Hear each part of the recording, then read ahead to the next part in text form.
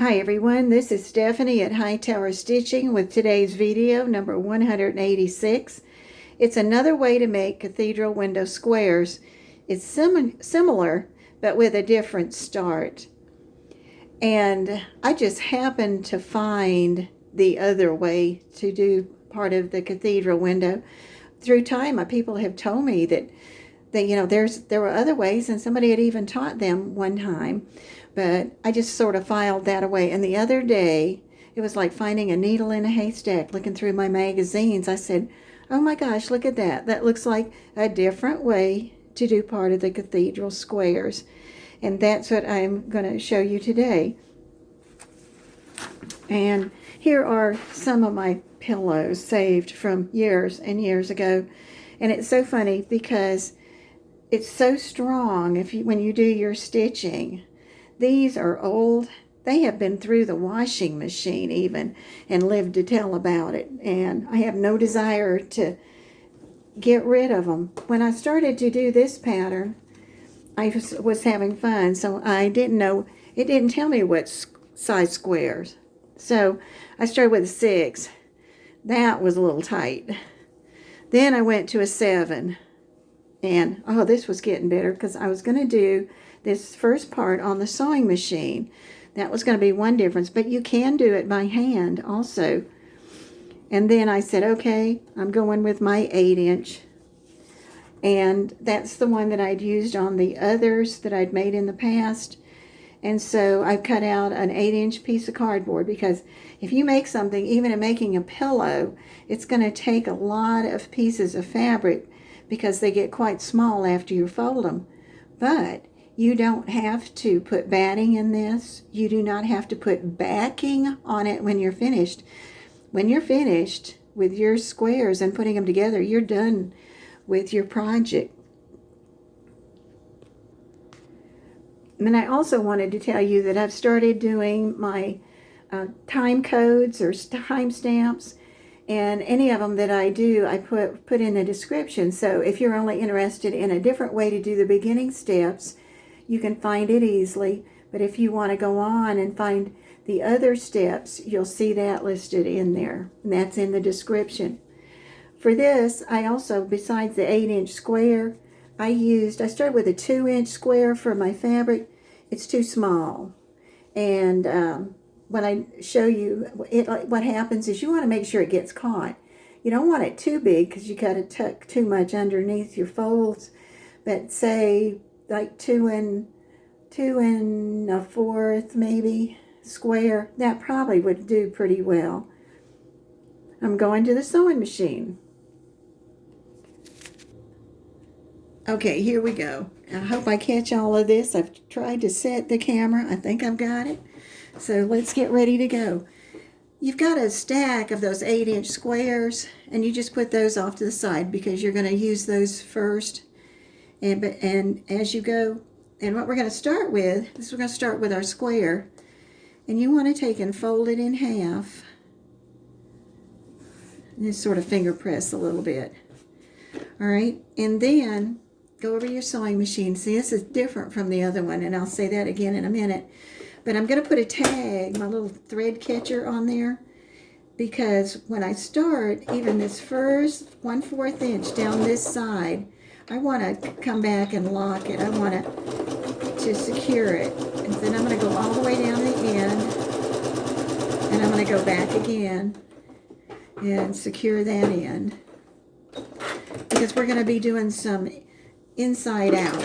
We're going to be changing it up. All right, so now I'm sitting here, and you can see where my row stops, and I've got it locked off. You want to go as close as you can without cutting into it, and take and snip off that little corner piece right there. That's going to help determine how well your corners are going to look. So then I'm going to flip it, and I'm going to do the other end, and I'm going to do the same thing. I'm going to make sure I lock the end. I'm going to ride down to the end. Now you can chain stitch this part, and I did that earlier for making a bunch of them, and that was really fun. And then every time though that I just cut them apart, I'd go back and make sure that I had clipped off. Don't cut the thread, but clip that, and that takes care of that. Then what you want to do, after you've got it folded and sewn, you want to open this seam on the side and finger press it. Don't worry about ironing it. That's almost be impossible. It wouldn't do what you want it to do. Go to the other side and finger press. I've already done this once a minute ago, and if I'm a little fast, I know what I'm doing for sure. All right? Now, take that, and don't turn it inside out or anything. Pull those two parts together that you've got the two open seams, and take a pin, and that's going to lock this for the minute. Okay?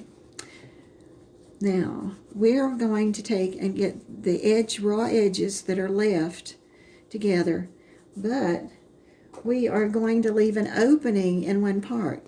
So I'm going to, just for your eyes, and the last one I just did for my practice video, apparently, I didn't make it quite wide enough, so I'm going to make this one a little bit wider.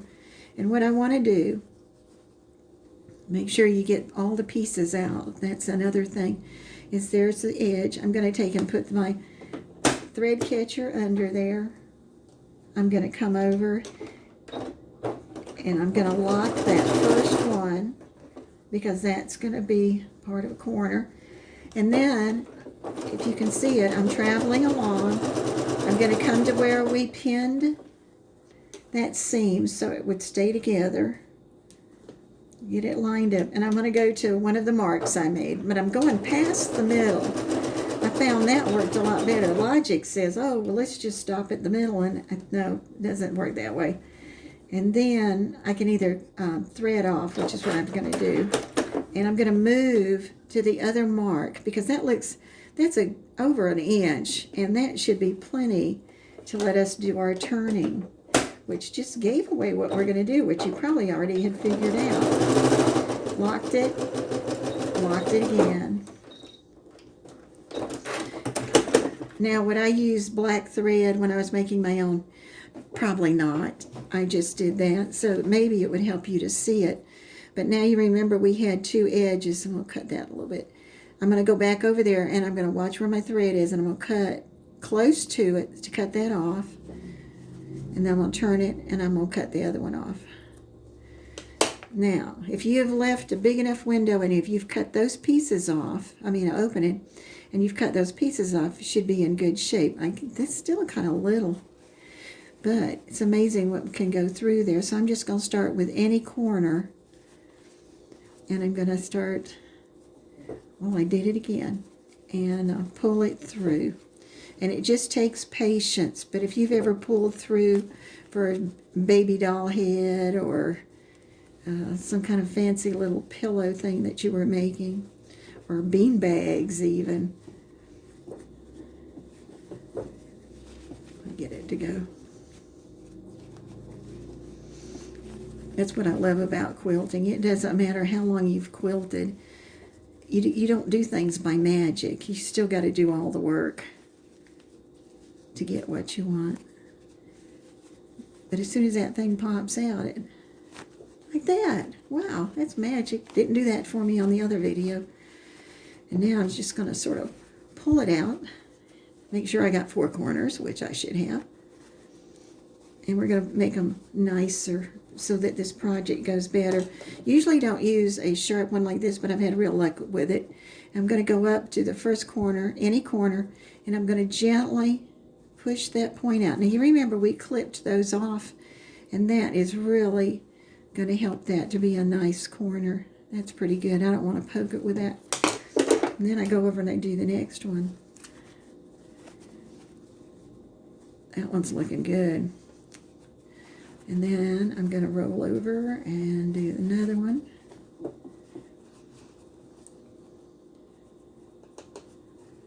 Come on. There it goes.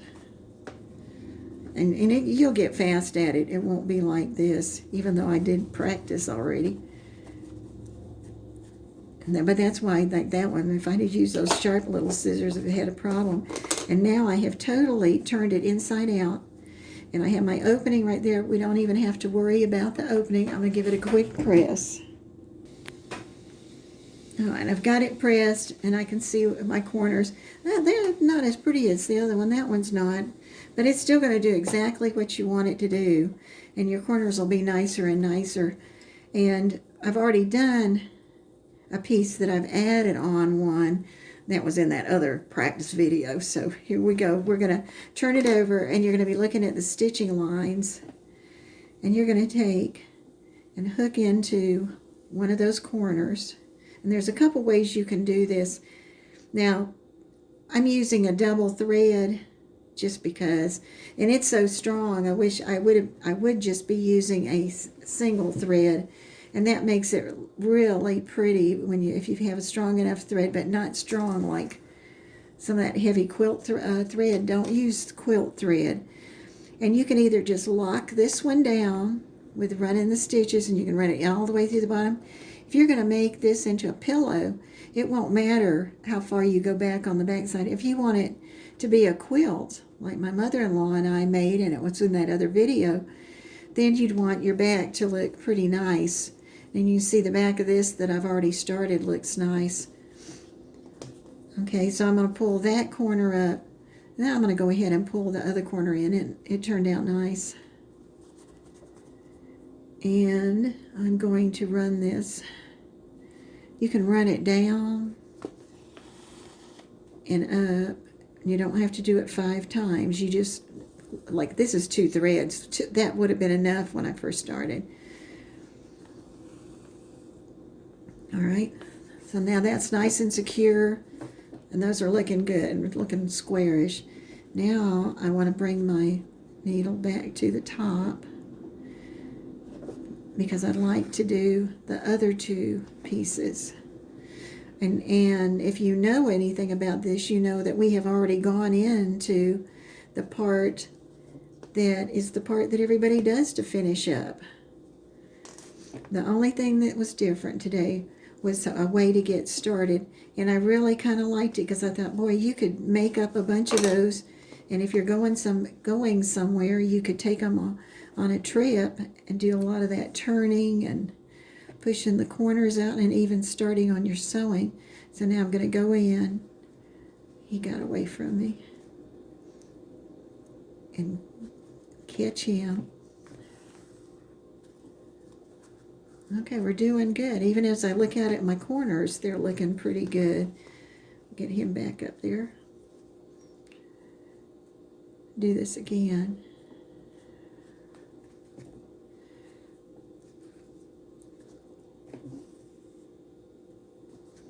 And then I'm just going to take and go through there to end off. I mean, you could make a knot if you wanted to too. Okay, now, next part is an important part because when you look at your corners, and I guess I got in a hurry because I've already done this once, but I want it to be as good as the first one. And you start looking at your corners, you can see how nice that corner is. We're not going to do anything to it. We're not. And this one, I think is going to be all right. And I had one corner of each one that I wanted. I think that one's going to be all right because it's folded in. And even this one. But let's pretend that this one's wider than this and I'm not happy with it. I'm going to take my threaded needle and run it between the layers right about an 1/8 of an inch, or a 1/4 of an inch. Pull it through and get it over there where it's close to each other. And I'm just going to do 1 stitch through there. Just hold it.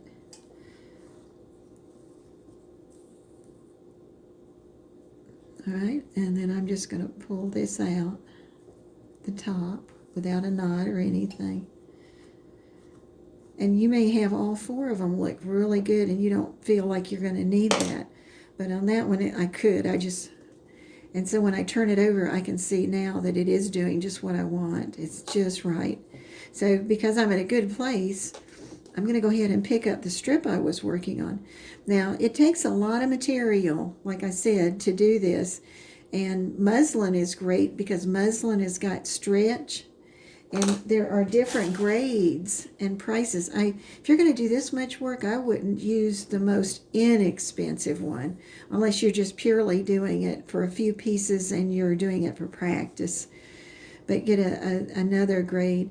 This fabric's been is heavier than I thought about when I picked it up. I've got the two corners together. I've got that one is where I had that thread hooked on. And I'm going to go in there and catch those two with a stitch where that starts. And my thing is, then you want a sharp needle, a thin needle, and then a single thread. And once you get that, you're going to start coming from the back to the front. And you don't want to go deep, you just want to catch it all the way down.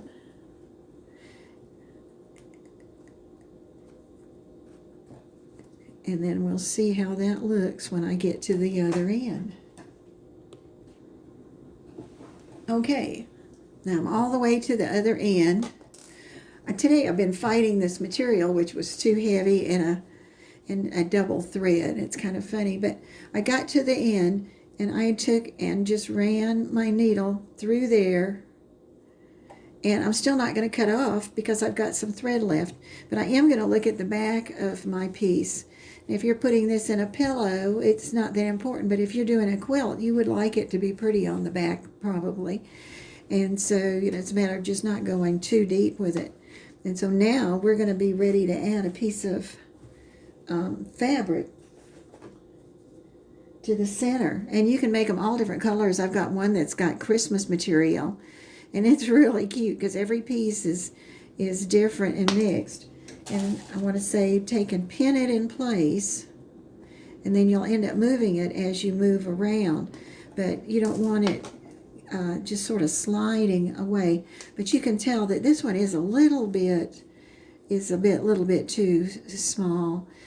And I just want to make sure that I catch it, but I don't ever want it to come undone. But for right now, it works for this. So now, here's where I stopped. Now, and let's say you had knotted off on there. Well, you could go anywhere you wanted to start. And, I mean, you can even start, I have even pulled up the arch and started right in the middle. And that's really not a bad idea, because right here you're trying to work with the curve that you're working on. And so I think I'm going to go ahead and just curve one side, and I'm going to run the thread down. All right, and then I'm going to start going in and out. And you can go all the way to the back, or you can just catch the top part of the, well, you want to catch the first white fabric more than just the colored patch. And you have an arch that goes through there.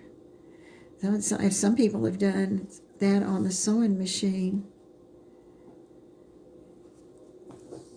because it will lay pretty nicely. I don't remember how they did it when they came to the joining.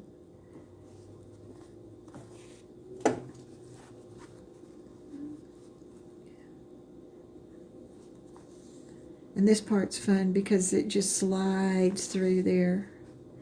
You can get them as tiny and as pretty, or however you want to do them. Now I'm getting close to the next one, so I'm just going to go ahead and keep going with my arc until I get all the way back to the corner again.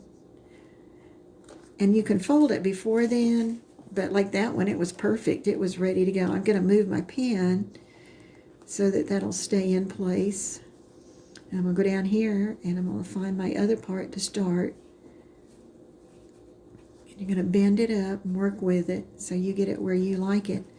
I'm going to come up, and I want to take and join these two, that side and this side. And you'll get better and better at it. I have a little issue in there, but that's all right for now. All right, and then go out far enough that you know that the blue is caught. And then you're ready to start going again. And you would work your way all the way around the arch. And you can go down the end, then turn the other one and go back. And that's one of the easiest ways to do it than trying to hold them. And probably would be easier, if that blue patch in there was bigger. But I picked this material. I was more concerned about the material than I was about how big I made my squares. But this is Stephanie at Hightower Stitching. And the difference between this and the regular one that I did years ago that's online and gets a lot of views is the very beginning. Because in the beginning of that, you take the outer edge and fold it in 1/4 of an inch. And you do that all the way around. And then you fold the sides in and you start, and then we're already back to the new part, the old part. So don't forget, the time codes are there if you need them. They're in the description. Be happy if you subscribed and hit like. Lets me know you've been here. And it doesn't cost any money. Thank you for watching.